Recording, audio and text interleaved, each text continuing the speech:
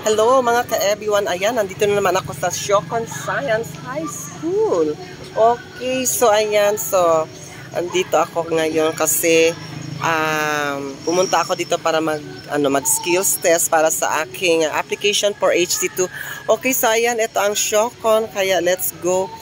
Puntahan natin ang iba pang mga lugar dito kasi mayroon pa naman tayong time.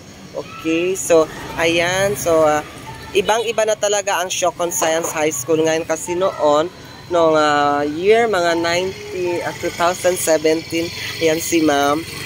Medyo hindi pa ganito ang lugar pero ngayon guys ang tataas na ng building kaya maraming salamat. Okay, so natapos ko na ang aking skills test dito sa Siocon Science High School. At ayan, so pwede pa tayong gumala, pupunta tayo ng plaza and after that uuwi na tayo from Siocon to Malayal. Around 3 to 4 hours ang itra-travel natin. Kaya let's go mga ka-everyone. Okay, so thank you so much. Ayan, so mga ka-everyone, we are here in Siocon proper. Okay, so eto yung park nila. Tapos ayun yung mga buildings nila dito. At ito yung political signage nila na merong nilagay dyan na peace. Hindi ko alam sa kabila.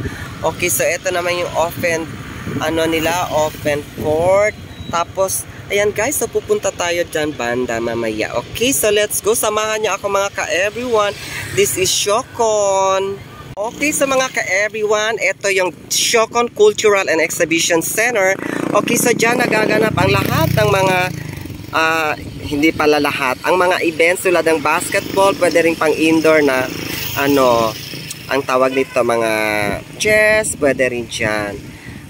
Tawag nito badminton. Okay, so ayan guys, so ito kung nakikita nyo guys sa harapan ng Cultural Exhibition Center na ito, itong statue ng Karawat tsaka yung tao. Okay, so in Siocon is the key to progress. Ano ba yan? So tingnan natin, wait lang.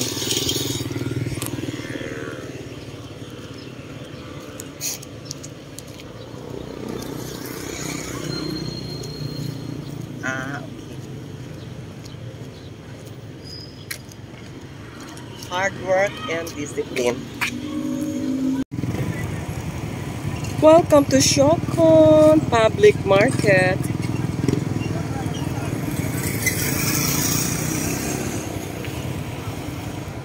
Okay, second beauty show.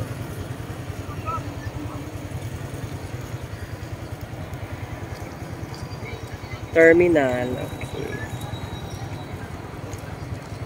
Let's go home. So mga ka-everyone, ayan, so bago tayo uwi guys, ay dumaano muna tayo dito sa kanilang mga sa kanilang mga tuyo. Okay, so ayan, pipili tayo ng yung pinakamura na tuyo. Okay, so actually guys, ito yung napili natin. Kasi dadalhin natin yan sa Malayan. Okay, so ipapasalubong natin yan doon. Kaya ayan guys, so na-shock ako sa presyo niya kasi medyo mura.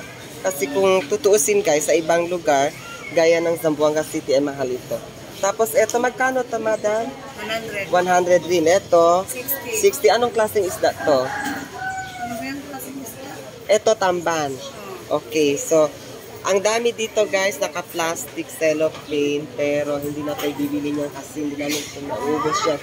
So, bibili lang na tayo nito para ipapasalubong natin. Actually guys, naghahanap sana ako ng puset, yung dried puset, pero wala daw silang stock. Kasi alam ko guys, dito rin ako nakabili sa Siocon ng murang dried fish. Okay, so actually, pabalik-balik ako sa Siocon, pero ngayon na rin ako nakapag-vlog dito sa kanilang dried fish area or dried fish section. Okay, so ayan, thank you so much mga ka-everyone. Kaya ayan, ito si Madam. Anong pangalan ni Madam? Salaba. Salaba. Family name? Sahirin. Sahirin. Okay, so nagbebenta siya dito ng mga tuyong isda. Kaya let's go mga ka-everyone. Kung gusto nyo bumili ng mga tuyong isda, okay, so pumunta lang dito sa public market ng Siocon. Specifically dito sa dried fish section. Okay, thank you so much. Maraming salamat po. Once again, ito po si Roderick Omariano, proud Subano ng Barangay Malayan. Ito na mga ka-everyone ang nabili nating tuyo. Okay, so ilalagay niya lang ni Madam sa okay. So, yeah. Magbayado na. Okay, so ilalagay lang yan ni Madam sa malaking cellophane. Okay, so ayan. Let's go. Hindi lang. Okay, so maraming salamat po mga ka-everyone. Ayan, napaka-presko ng kanilang tuyo dito.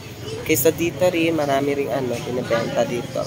Pero hindi natin bibilhin yan kasi marami na tayong nabili. Okay, so thank you so much.